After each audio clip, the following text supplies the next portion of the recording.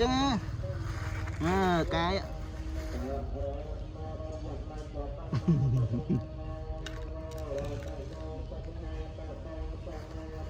cái tiết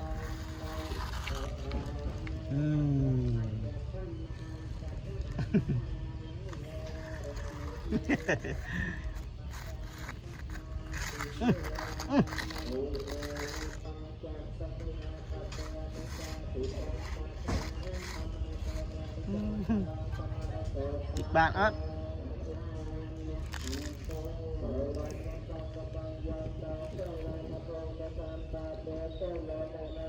nghe cho này cài đi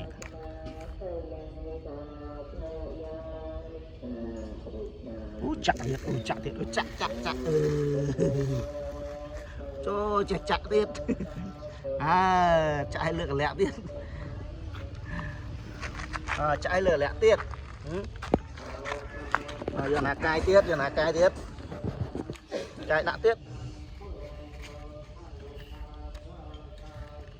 đi chọn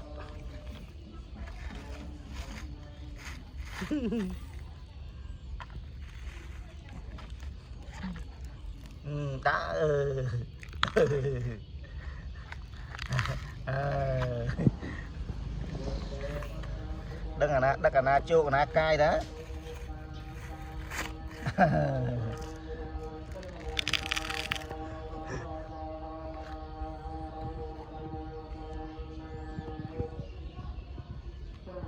chả còn lắng chả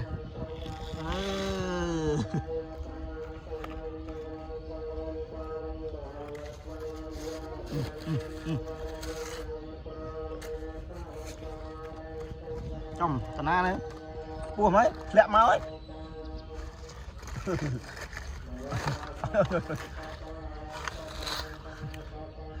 cái đây cái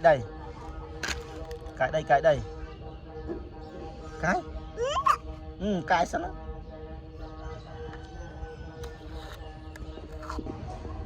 cái nữa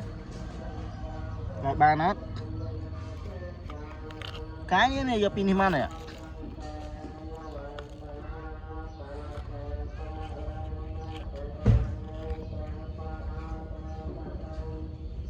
nè pin nè đấy vô má lớn quá lớn đâm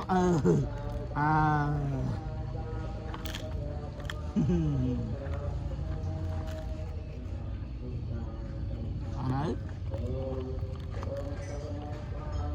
chắc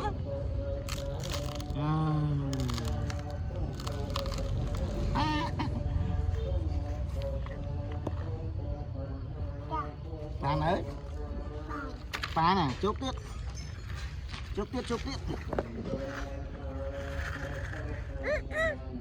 trời chuột ba này nè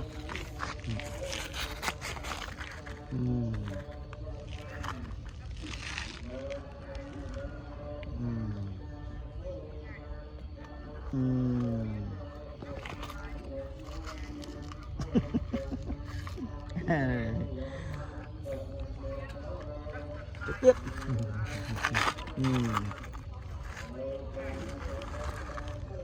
mà nói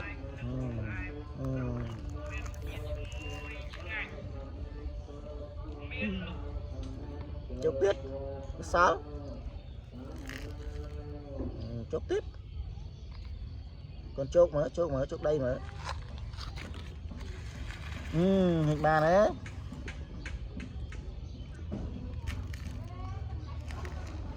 bình bạt chặt chặt trên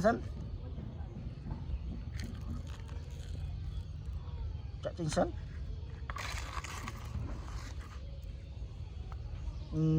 hạt chai chả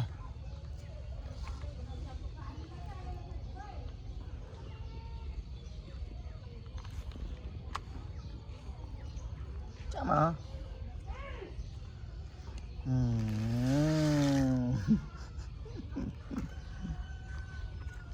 chốt kiến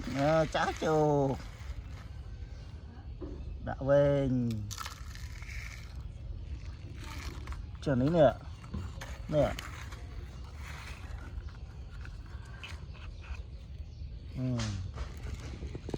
nhà đi chụp trẻ phải nhớ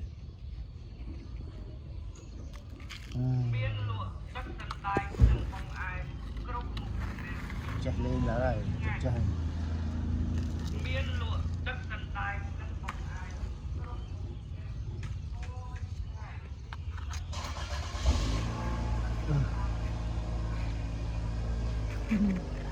cái bát chứ có nó bát ở chỗ cho hết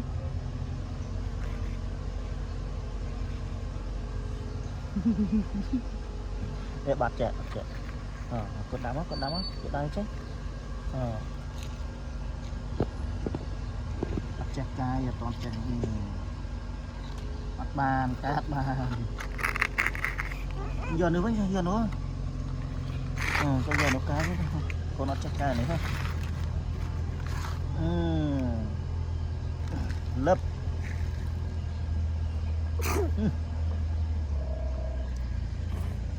tiếp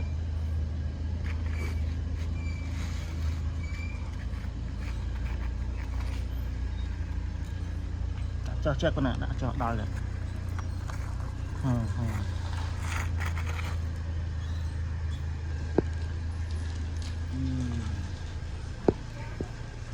bàn bát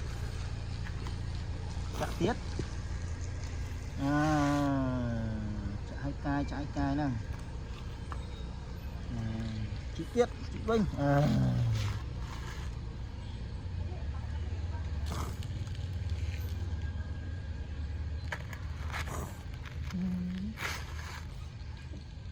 năng hai thề rút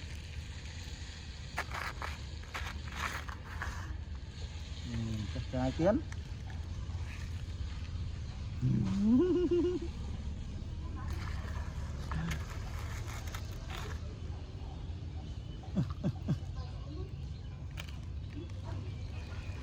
đã phênh ạ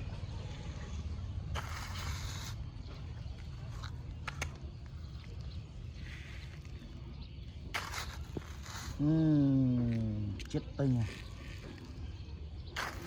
chết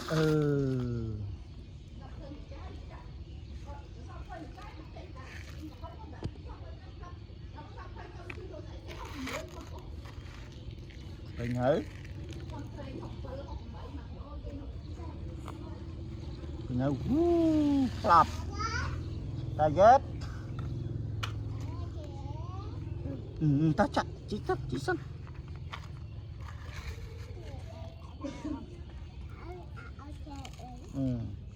ở đây làm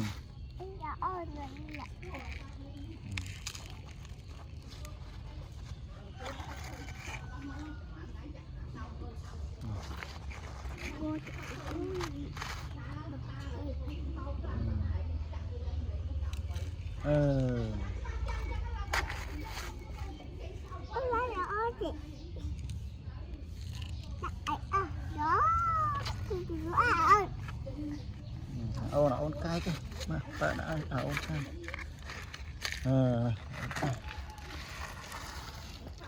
cháu cay đã cháu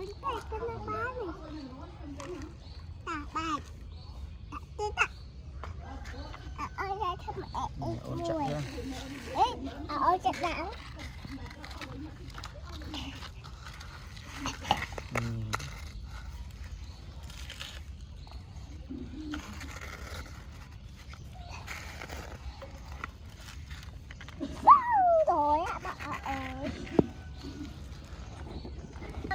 ôn chặt tiếp là ôn chặt hai ôn lại cút mới ôn chả ôn ai thải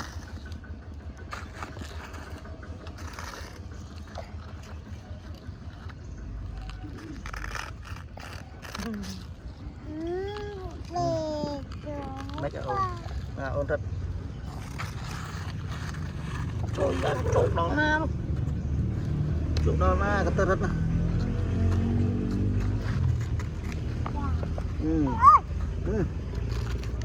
này này Nghe lên. Đó ta